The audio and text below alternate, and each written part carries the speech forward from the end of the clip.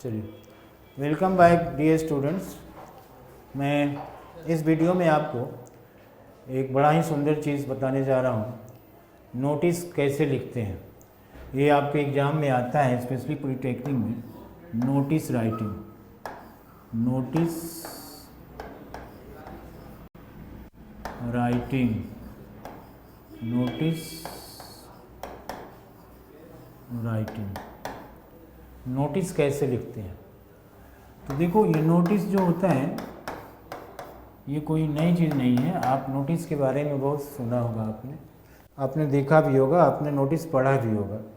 तो सबसे बड़ी बात जो नोटिस होती है ना, वो किसी ऑर्गेनाइजेशन के कॉमन एम्प्लॉय के लिए होती है, आम लोगों के लिए होती है।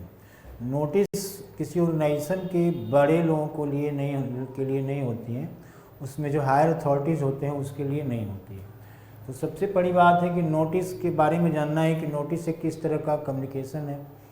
तो सबसे पहले नोटिस एक नॉन वर्बल कम्युनिकेशन है, और उसमें भी क्या है, रिटेन कम्युनिकेशन है।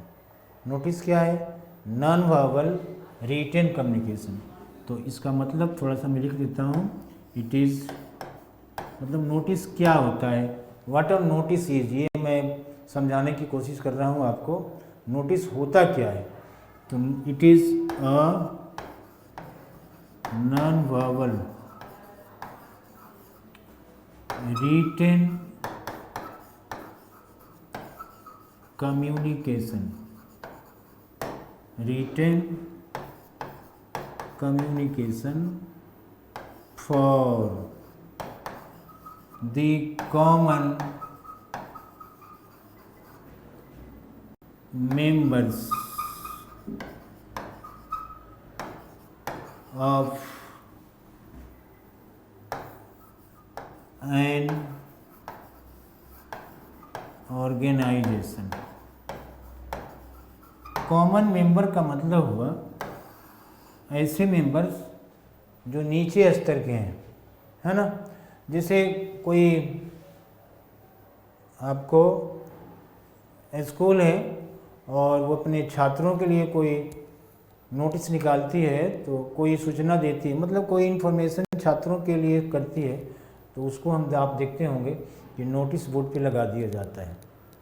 तो सबसे बड़ी बात ये मैं बता दिया कि notice is written for the common, you mean general employees, you mean the employees who are working on lower level, you mean low class employees of an organization। तो उसके लिए हम क्या बोलते हैं, नोटिस बोलते हैं, नोटिस लिखते हैं, है ना। तो ये आप बात को समझ में आ गई होगी। अब मैं आपको इसका फॉर्मेट बताने जा रहा हूँ। तो सबसे बड़ी बात है बच्चों कि ये जो नोटिस हो गया, एक किसी ऑर्गेनाइजेशन के आम मतलब वो कॉमन एम्प्लॉय जो होते हैं, जो जनरल एम्प्लॉयज होते हैं, मेंबर्स होते हैं, उनके लिए लिखी जाती है। तो किसी के लिए भी अगर हम कुछ इन्फॉर्मेशन देते हैं, कुछ मैसेज डालते हैं, तो ये नोटिस में ही लागू नहीं होता है, ये सारी चीज़ों में लागू होता है। तो हमारी जो हम अपनी बात करते हैं, जो हम मैसेज देते हैं किसी दूसरे को, तो वो हमेशा रिस्पेक्टिव ऑर्डर में ही होना चाहिए। उसमें किसी दबाव का, किसी फोर्स का या किसी बाध्यता का भाव नहीं होना चाहिए, ये कहा गया है। तो सबसे पहले मैं आपको बताता हूँ कि आपका नोटिस कैसा होना चाहिए। इट शुड बी सजेस्टिव, है ना जी, it should be suggestive and requestive. So मैं आपका टॉपिक हुआ how notice should be, how a notice should be. Question भी आ सकता है आपके एग्जाम में। तो आप क्या लिखेंगे, इट शुड बी सजेस्टिव और रिक्वेस्टिव। ये या तो सजेस्टिव होना चाहिए या रिक्वेस्टिव होना चाहिए, है ना। इसमें हमें फोर्स का यूज़ हमें नहीं करना चाहिए। तो जब ये सजेस्टिव होगा और रिक्वेस्टिव होगा, है ना, तो देखिए इसमें क्या होगा, so it has, you mean notice has, it has no scope for have to, okay, has to, had to, must और must have, must have, I, my and me. यानी नोटिस में हम ना हैव टू का use करते हैं, ना has to का यूज करते हैं, ना हैड टू का करते हैं, ना मस्ट का करते हैं, ना मस्ट हैव का करते हैं, और नहीं आई, माई और मी का करते हैं। यानी इनमें से किसी का भी प्रयोग हम नोटिस में नहीं करते हैं, ये ध्यान देना चाहिए, है ना। तो हम करते क्या हैं, वी यूज, किस चीज़ का यूज करते हैं, वी यूज, देखिए क्या भाई, we use you, your, yours, okay, we, our and ours, and ours, ये सारी चीज़ यूज करते हैं, है ना। और कभी भी हम आई, मी, माई का यूज हम नहीं करते हैं, ये बात मैं आपको बता दिया। तो सबसे पहला चीज़ बताया कि नोटिस हमेशा रिक्वेस्टिव ऑर्डर में लिखना चाहिए, उसमें किसी दबाव या प्रेशर की बात नहीं करनी चाहिए, उसमें ज़बरदस्ती नहीं होनी चाहिए, कोई ऐसा वर्ड नहीं हो जिसे हम मस्ट, मस्ट, मस्ट हैव या आई, माई और मी का यूज़ नहीं करेंगे, क्योंकि इनमें से किसी भी शब्द का अगर यूज आप करते हैं तो नोटिस में एक प्रेशर आ जाएगा, दबाव का सेंस हो जाएगा, तो ये अच्छी बात नहीं है ना। क्योंकि हमें लोगों को सूचित करना है ना, तो ये इसका यूज हम नहीं करते हैं। ये हमने आपको बात बता दिया। अब आप देखिए इसका एक और चीज़, ये जो नोटिस होती है, चूँकि आम एम्प्लॉय के लिए, कॉमन एम्प्लॉय के लिए एम्प्लॉयज़ के लिए लिखी जाती है, इसलिए ये सिंपल भाषा में लिखी जानी चाहिए। मतलब इट शुड बी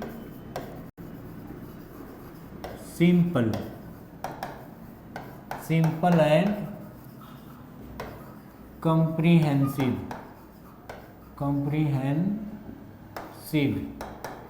और या comprehensible, सिंपल एंड comprehensible, यानी समझ में आ जाए, है ना जी।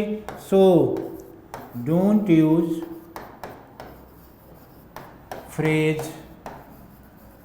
फ्रेजेस, किसी फ्रेज का यूज नहीं करें, है ना जी। प्रोवर्ब्स और एनी ऑर्नामेंटल इंग्लिश, लाइक जो आपने फिगर ऑफ स्पीच जो आपने पढ़ा होगा, उसका हम किसी अलंकार का यूज हम नहीं करते हैं। तो ये मैं आपको बताया, एक बार और बताता हूँ कि नोटिस वो चीज़ होती है, ऐसी इन्फॉर्मेशन होती है जो नॉन वर्बल रिटन कम्युनिकेशन होती है, और ये किसी ऑर्गेनाइजेशन के आम लोगों के लिए, कॉमन पीपल के लिए, मतलब नीचे स्तर के लोगों के लिए लिखी जाती है ऑफिस के द्वारा, बड़े लोगों के द्वारा।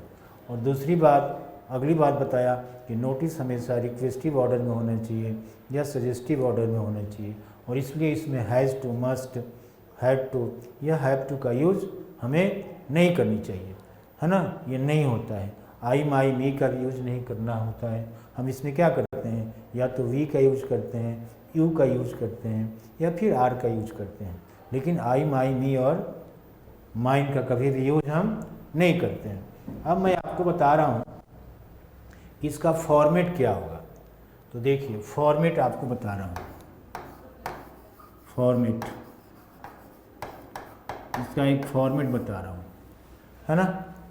ये आपके एग्ज़ाम में नोटिस आता ही आता है। तो सबसे पहले फॉर्मेट में आपको जो पेज होगा, सीट होगा, आंसर सीट होगा, उसके ठीक मिडल में आप यहाँ क्या लिखेंगे, name of name of the organization, मतलब जिस ऑर्गेनाइजेशन के द्वारा नोटिस लिखी जाती है उसका आपको नाम लिखना है। यहाँ पे सबसे पेज के टॉप में, थोड़ा सा नीचे, है ना, मिडल में, ये दिखाया मैं आपको, ये आपका पेज हुआ, और उसके थोड़ा सा टॉप से नीचे आपने क्या लिखा, नेम ऑफ द ऑर्गेनाइजेशन लिख दिया। जैसे आप किसी स्कूल में हैं तो स्कूल की तरफ से आपको नोटिस लिखना है, तो उस स्कूल का आप क्या लिखेंगे, नाम लिख देंगे। तो स्कूल का नाम लिखा यानी नेम ऑफ द ऑर्गेनाइजेशन लिखा। उसके बाद लिखा आप यहाँ पे आपको लिखना है नोटिस, क्या लिखना है, नोटिस, है ना, ठीक। और एक लेफ्ट साइड में, है ना, यहाँ पे डाल देना है डेट, यहाँ पे क्या डालना है, डेट। और डेट इसको हम डिजिट में नहीं डालते हैं, डेट को हम हमेशा ऑर्डर में डालते हैं। यानी आज अगर 25 फरवरी है तो आप ऐसे डेट डालेंगे 25 फेब 2023, ऐसे आपने डेट डाल दिया। ओके तो है ना 25 फेब 2023, आपको ऐसे डेट डालना है, आपको डिजिट में नहीं डालना है, जिसे ऐसे नहीं डालना है 25, 25, 2 और 23, ये रॉन्ग यूज हो गया, ऐसे आपको डेट नहीं डालना है। तो ये बात आप समझ गए होंगे, है ना। तो ऐसे करना है और नोटिस लिखना है, यहाँ डेट डाल देना है। उसके बाद इसके नीचे एक टाइटल डालना है, यानी टाइटल हम कैसे डालेंगे, टाइटल का मतलब हो गया शीर्षक। तो टाइटल हमको डालने के लिए पूरी बात समझ के, जैसे क्या चीज़ पे नोटिस हमको देना है उसी के अनुसार हमको एक टाइटल डालना है। और टाइटल लिख के हमको करना क्या है कि देखिए, जो टाइटल डाला ना, तो टाइटल लिखने के बाद हमें एक साइन देना है, इसको हम बोलते हैं साइन ऑफ एक्सक्लेमेशन। तो ये साइन देंगे तो अच्छा रहता है। टाइटल के बाद क्या डालेंगे हम, साइन ऑफ एक्सक्लेमेशन। टाइटल लिखा। अब टाइटल आपका क्या होना चाहिए, शीर्षक जिसको हम कहते हैं, छोटा होना चाहिए, आकर्षक होना चाहिए, है ना। तो it should B, title should be short and attractive. Title कैसा होना चाहिए, छोटा और आकर्षक होना चाहिए। तो ये आपने टाइटल डाल दिया, आप देखिए। उसके बाद आपको स्टार्ट करना है ना, स्टार्ट करना है यहाँ से। तो देखिए क्या लिखेंगे आप, पहली चीज पहले लिखिए, it is here bye noticed that. अब देखिए मैं यहाँ पर डॉट डॉट दे रहा हूँ, ये it is here bye notice that, किसी भी नोटिस में आप इसको, इस लाइन को यूज कर सकते हो, किसी भी तरह का नोटिस हो, है ना, आपके गांव से रिलेटेड हो या किसी ऑर्गेनाइजेशन के रिलेटेड हो या स्कूल के रिलेटेड हो, मतलब कोई छोटी बड़ी हर संस्था के हर तरह से रिलेटेड नोटिस के लिए ये जो लाइन है ना, it is here bye notice, use हो सकता है। ये बड़ा सुंदर लाइन है, आपको किताब की नकल नहीं करनी है। किताब में आपको लिखा रहता है कि it is to notify that या it is notified that. So it is notified that या it is to notice that. So ये थोड़ा मुझे अच्छा नहीं लगता है ना, अच्छा स्टाइल नहीं है। It is here bye notice that, है ना। अब देखिए यहाँ पे मैं आपको एक, चूँकि फॉर्मेट बता रहा हूँ तो एक चीज़ बताने जा रहा हूँ। यहाँ पे मैं खाली जगह इसलिए छोड़ दिया कि आप अब यहाँ क्या डालेंगे। तो it is by notice that, यहाँ वो चीज़ डालना है जिसके लिए नोटिस लिखी जाती है। यानी जब आप क्वेश्चन पढ़ेंगे तो पता चलेगा कि क्या करना है। तो यानी क्वेश्चन से उठाइए कि क्या करना है और उसको यहाँ डाल दीजिए। तो इसका मतलब क्या हुआ, it is here bye notice that, इसमें क्या करना है, यानी what is going on, what is going on, इसमें डाल देना है क्वेश्चन से समझ के कि क्या हो रहा है ना। ये आपको क्वेश्चन मैं आपको लिख के बता रहा हूँ, आगे समझ में आ जाएगा। तो it is here bye notice that, इस खाली जगह में आप क्या डालेंगे भाई कि क्या हो रहा है, मतलब किसके लिए, कौन काम के लिए नोटिस लिखी जा रही है। तो व्हाट इज गोइंग ऑन ये आपने डाल दिया, है ना। उसके बाद यहाँ पर लिखिए ऑन। ऑन का मतलब हो गया आपको डेट लिखिए। उसके बाद लिखिए एट में क्या लिखेंगे, वेन्यू माने क्या हो गया, स्थान हुआ, एट हुआ। ओके, ये आपने लिखा, ये आपने डाल दिया। अब आप यहाँ से क्या करेंगे, पैराग्राफ को चेंज कर देंगे। तो यहाँ से लिखेंगे देयरफॉर, है ना जी। अब इसमें हम डालेंगे name of the related person, name of the related person for whom the notice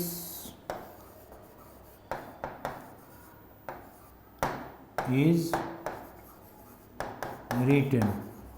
ये मैं आपको बता दिया कि name of the related person for whom the notice is written, मतलब किसके नाम से किसके लिए नोटिस लिखी जाती है, उन लोगों का हमको नाम डालना है। जैसे स्कूल के तरफ से कोई नोटिस लिखी जाती है और स्टूडेंट्स के लिए लिखी जाती है, तो हम क्या डालेंगे, देयरफॉर स्टूडेंट्स। ओके, अगर गांव के लोगों के लिए नोटिस लिखी जाती है तो उनका नाम क्या होगा, है ना जी, यानी देयरफॉर द विलेजर्स। ये बात आपको समझ में आ जाएगी, आ गई होगी। तो यहाँ पे क्या डालना है, name of the related person for whom the notice is written, जिसके लिए नोटिस लिखी जाती है। ओके, अब यहाँ आप लिखेंगे आर, या तो यहाँ डालेंगे एडवाइज्ड, है ना जी। मैं आपको शुरू में बोला था कि नोटिस हमेशा सजेस्टिव ऑर्डर में होना चाहिए, तो यहाँ या तो एडवाइज डालेंगे या फिर सजेस्टेड डालेंगे। क्या डालेंगे, सजेस्टेड डालेंगे, है ना जी, एडवाइज या सजेस्टेड। और उसके बाद क्या डालेंगे, टू, ठीक। और फिर यहाँ पे मैं खाली जगह छोड़ रहा हूँ आपके लिए। खाली जगह का मतलब हुआ कि फिर आपको क्वेश्चन पढ़ के समझ जाना है, इसमें वो चीज़ डालना है जो आप इन लोगों से करवाना चाहते हैं। यानी इसमें हम क्या डालेंगे, व्हाट इज, यहाँ क्या लिखा आपने, व्हाट इज गोइंग ऑन, और what has to be done, क्या करना है, क्या करना है। ये क्वेश्चन आप पढ़िएगा तो आपको समझ में आ जाएगा। इसमें क्या जानना है, what has to be done, यानी इस ब्लैंक में नाम डालना है, उस ब्लैंक में डालना है कि क्या हो रहा है। ये आपको कुछ करने की ज़रूरत नहीं है, क्वेश्चन में ही आप पढ़ेंगे तो आपको समझ में आ जाएगा। और यहाँ पर name of the related person भी आपको समझ में आ जाएगा, और जिसके लिए नोटिस लिखी जाती है उन लोगों से क्या काम लेना है वो भी आपको यहाँ पे समझ में आ जाएगा। तो यहाँ लिखा हुआ है कि what has to be done. Okay, ये आपने लिख दिया, what has to be done. अब आपको कुछ और सारी इसमें पूरा इंफॉर्मेशन आप डाल सकते हैं, जितना इंफॉर्मेशन आपको डालना है वो डाल सकते हैं। अब आपको इसमें लिखना है कि और भी सारी बातें हो सकती है, जो मान लीजिए किसी को नोटिस वो पढ़ा और संतुष्ट नहीं हुआ, उसको और कुछ पूछना है ना, या कांटेक्ट करना है ना, तो वो आपसे मिल सकता है। तो यहाँ आप लिखिएगा फॉर फर्दर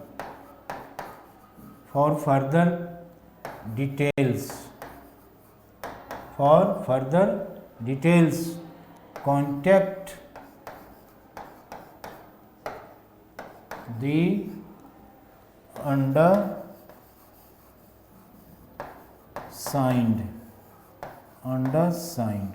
यानी आप साइन करेंगे तो वो जो नोटिस पढ़ेगा वो विशेष जानकारी के लिए आपको, उसको अगर कुछ समझ में नहीं आया तो आपसे मिलेगा अंडरसाइन।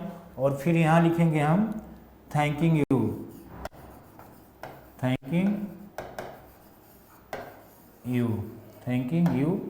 और यहाँ लिखेंगे हम डिजिग्नेशन का मतलब हुआ पद, है ना, डिजिग्नेशन लिखेंगे, यानी कौन लिख रहा है। तो डिजिग्नेशन में आप मान लीजिए अगर हेड बॉय हैं तो हेड बॉय आपको लिखना पड़ेगा, है ना जी। आप हेड गर्ल हैं तो हेड गर्ल लिखना पड़ेगा, है ना। उसके बाद अगर आप हेड मैन हैं तो हेड मैन लिखना पड़ेगा, है ना जी। अगर आप प्रिंसिपल हैं तो प्रिंसिपल लिखना पड़ेगा, यानी आपका पद क्या है, तो कुछ भी आपको यहाँ पे लिखना पड़ेगा। डिजिग्नेशन में जिस तरह का नोटिस है, जिसके तरफ से लिखी जा रही है उसका पद क्या है, डिजिग्नेशन का मतलब होता है पद, तो वहाँ पे आपको उसका डिजिग्नेशन लिखना है, ठीक ना। और डिजिग्नेशन के ऊपर यहाँ पे क्या करना है, सिग्नेचर करना है। क्या करना है, सिग्नेचर करना है। और सिग्नेचर में आपको फुल स्टॉप का यूज़ नहीं करना है, डेट नहीं डालना है, क्योंकि आप डेट यहाँ पे पहले ही डाल चुके हैं। तो ये आपका नोटिस हो गया। अब रही बात कि इसको एक और चीज़ आपको ध्यान देना है, इस पूरे नोटिस को आपको एक बॉक्स में सजा देना, बॉक्स से घेर देना है। इस नोटिस को आप क्या करेंगे भाई, बॉक्स से घेर देंगे। क्योंकि बॉक्स से इसलिए हम घेरते हैं कि ये जो आउटलाइन होता है, यानी ये जो लाइन आपने बनाई, इसको बॉक्स से घेर दिया। ये बॉक्स कैसा होना चाहिए, रेक्टेंगुलर होना चाहिए। ये बॉक्स कैसा होना चाहिए, रेक्टेंगुलर होना चाहिए। अब हम इसलिए करते हैं, इसको बॉक्स से इसलिए घेरते हैं कि ये जो लाइन है ये नोटिस बोर्ड के आउटलाइन को बताते हैं, है ना। तो ये लग रहा है कि नोटिस बोर्ड है ना। तो ये बात आपको समझ में आ गई होगी, है ना। तो ये नोटिस का फॉर्मेट हुआ। मैं एक बार फिर बता देना चाहता हूँ कि नोटिस जो होता है वो किसी ऑर्गेनाइजेशन के तरफ से आम लोगों के लिए लिखी जाती है ना। और नोटिस एक नॉन वर्बल आपको फॉर्मल रिटन कम्युनिकेशन होता है। ये फॉर्मल ही कम्युनिकेशन है, non verbal formal written communication में आता है। और ये किसी ऑर्गेनाइजेशन के आम लोगों के लिए लिखी जाती है ना। और अगली बार बताया कि नोटिस को हमेशा हमें रिक्वेस्टिव ऑर्डर में, सजेस्टिव ऑर्डर में लिखना चाहिए। इसलिए इसमें ऐसा वर्ड का यूज़ नहीं करना है जिसमें हमें फोर्स दिखता हो, जैसे have to, has to, had to, must, must है, आई, माई, मी और माइन का यूज़ हमें नहीं करना है। हमें यूज़ क्या करना है, यू का यूज़ करना है, योर का यूज़ करना है, आर का यूज़ करना है, वी का यूज़ करना है। ओके, ये सारी चीज़ यूज़ करना है। फिर हमने आपको बताया कि चूँकि नोटिस आम लोगों के लिए लिखी जाती है, तो जो आम लोग होते हैं वो कुछ ज़्यादा मतलब सीधे साधे होते हैं, कोई ज़्यादा पढ़े लिखे नहीं होते हैं। तो उनके लिए हम जो कुछ भी सूचना देंगे तो हमारी जो भाषा होनी चाहिए वो सिंपल होनी चाहिए। उसमें हम किसी फ्रेज का यूज़ नहीं करेंगे, किसी प्रभाव का यूज़ नहीं करेंगे, या किसी ऐसे अलंकारिक भाषा का यूज़ नहीं करेंगे। आपने अलंकार पढ़ा होगा हिंदी में, अपनी बहुत सारे अलंकार पढ़ा होगा। उसी को हम इंग्लिश में बोलते हैं फिगर्स ऑफ स्पीच। क्या बोलते हैं, फिगर्स ऑफ स्पीच।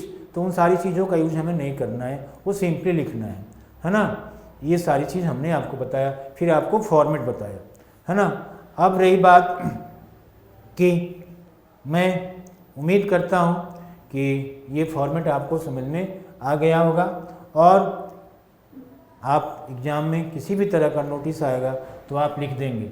और ये जो शुरू की लाइन है, आप, मुझे उम्मीद है इस लाइन को आप फॉलो करेंगे, कॉपी करेंगे। आप अपनी बुक की line it is to notify use नहीं करेंगे। मतलब इट इज़ टू नोटिफाई का मतलब हो गया वो फ्यूचर में होने को है, तो उसमें डाउट हो गया। हाँ, इट इज़ नोटिफाइड ये सही है, but it is to notify इसमें डाउट हो गया, इसमें फ्यूचरिटी दिखता है, तो मैं इससे अग्री नहीं करता हूँ। इट इज़ टू नोटिफाई, आप पढ़े होंगे वह जाने को है, तो आप क्या बोलते हैं, ही इज़ टू गो। तो इट इज़ टू नोटिफाई मतलब सूचित किया जाने को है, तो जाने को है तो डाउट हो गया, हमको तो सूचित करना है, बात बता देना है, तो फ्यूचर की बात इसमें हम क्या कहेंगे। तो हम सीधा लिखेंगे कि इट इज़ नोटिफाइड दैट, सूचित किया जाता है।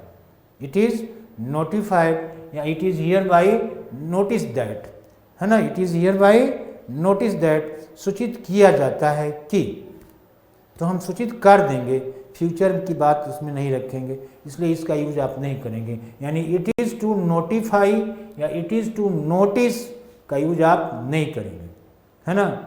और उम्मीद है बच्चों आपको ये बात मेरी समझ में आ गई होगी। और चूँकि आप मेरा वीडियो देखते हैं तो उसके लिए मैं आपका एहसानमंद हूँ। और इस इग्जार्ड कॉलेज की तरफ से मैं आपको बहुत सारी क्या कहा जाए, आपके भविष्य के लिए अच्छी कामना करता हूँ। क्योंकि मैं फैकल्टी इग्जार्ड college of engineering and polytechnic का हूँ, और चूँकि उसी में पढ़ाता हूँ, तो मेरा सब कुछ इसी कॉलेज के लिए है। तो उम्मीद है आप अपनी कमेंट वीडियो में डालेंगे, क्योंकि कमेंट किसी भी टीचर के लिए बड़ा ज़रूरी होता है और वही कमेंट आपका मेरे लिए बहुत काम करेगा। So thank you very much. अगले वीडियो में मैं फिर आपको कोई चीज़ बताऊंगा।